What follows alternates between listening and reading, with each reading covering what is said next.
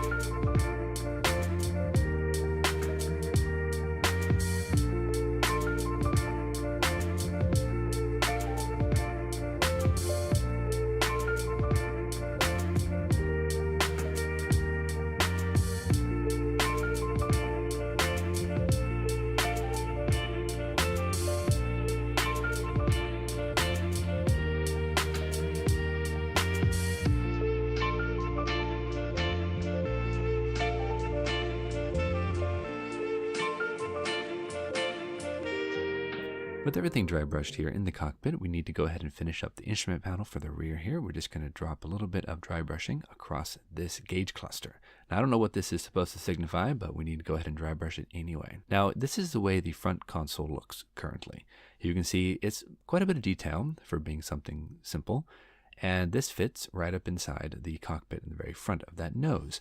This is that long tube that extends from the front of the cockpit all the way to the back of the cockpit. Now, I'm not sure what this tube is supposed to be. I originally thought it was some sort of communication tube, some sort of air filtration unit. I don't really know, to be honest, but I know it's big and I know it's prominent. We need to go ahead and install that. So I'm going to do a little bit of cleanup here with my hobby knife and just get all of these little seam lines kind of taken care of. But here's the deal. You're not really going to see it. And I'm going to say that a lot with this cockpit because you really cannot see much of anything except for the very front, where the pilot sits, and just the very center section of this rear area for the observer. You really can't see anything more than that. So, luckily for us, we don't have to do a lot of detail work on the inside. When you have a fuselage like this that is so enclosed, you really don't need to do a whole lot of work on the inside of that because no one's going to see it, unless you're doing something that has a window or an opening or a bubble canopy or something where you need to get in there and check it all out. You're not going to see anything with the Beaufighter. So I'm not too concerned, but you will see the very end, the very tip of this pipe. So what I'm going to do is I'm going to go ahead and hollow it out. Reference photos I've seen have it hollowed out, so that's what we're going to do. We're going to use a little bit of a drill bit as well, open up this area and give it a little bit of depth. So then we go ahead and we paint it. We can come back, we can hit it with a wash, and that wash should settle into that little opening and give it some illusion of having depth. That's my plan.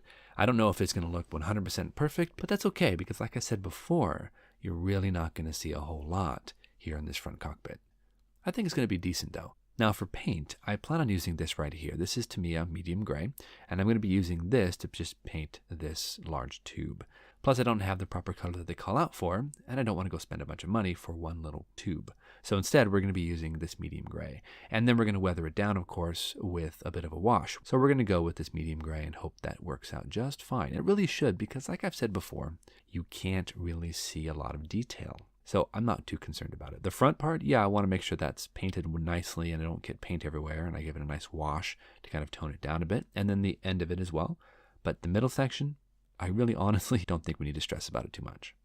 Now for the front console, guys, I've been thinking about this, and there are decals that go all over these different dials and gauges, but I don't want to do that. So what I've decided to do is, using my pin vise, I'm going to employ something similar like I did on my P36. I'm going to go ahead and scratch in some fake detail, because you're not really going to be able to see it very much in there anyway, so I might as well just have some fun with it and give it a little bit of interest, just in case someone does happen to kind of shine a light in there and glance. It's the impression I'm going for here. What we're going to do is we're going to scratch in these little details, and we're going to be using the decals as kind of a guide. They're going to be rough guide. I'm not going to be too concerned about it being 100% accurate, because like I said before, you're not going to be able to see it. So we're going to go ahead and scratch this in, and then we're going to come back with some future.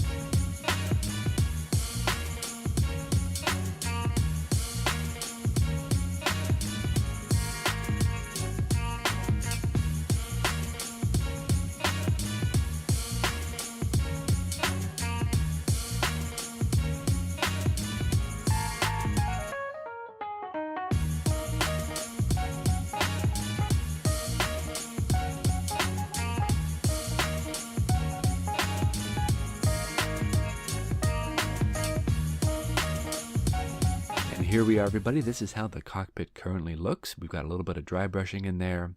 Everything looks pretty decent in my opinion. Like I said, you're not really going to be able to see a whole lot behind the pilot seat, so I'm not too concerned. And a lot of the front area is going to be cut off and shadowed by the coping that goes in front of the nose. So I'm not really too concerned about that. The observer section back here, we have a nice little bit of dry brushing on the grating below. We do have a little bit of detail work to go ahead and paint here in the front cockpit. I wanted to go ahead and take this red and drop a few drops here and there on some dials. Now, I'm not sure this is 100% correct, but again, you're not really going to see a whole lot, but just in case you do, it's nice to have a little bit of added interest. So we're going to put a little bit of red. We're going to come back, put a little bit of yellow on some different dials and switches and whatnot, and this cockpit should be finished. There's also a rear hatch that's supposed to not glue in, but I see no reason to have it open, so I'm going to go ahead and glue it in anyway. So let's go ahead and get this fuselage put together and see what we can do.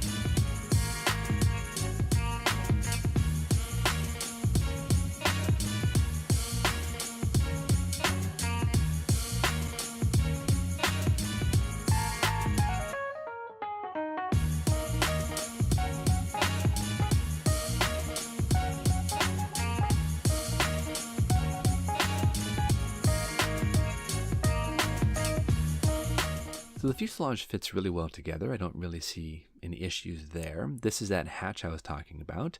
This actually fits inside and pivots on two tiny locating pins. I'm probably going to go ahead and just glue this down, just fair it in. I'm not too concerned about it being open.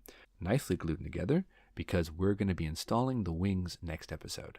So I wanted to make sure that this is nicely glued, tacked together, and really, this is such a beautiful kit, guys. Instructions are very clear. Parts are free from flash. There's a little bit of ejector pin marks, but for the most part, it is a beautiful, beautiful model. So let's go ahead and finish off this fuselage, put these things together, and get this thing finished.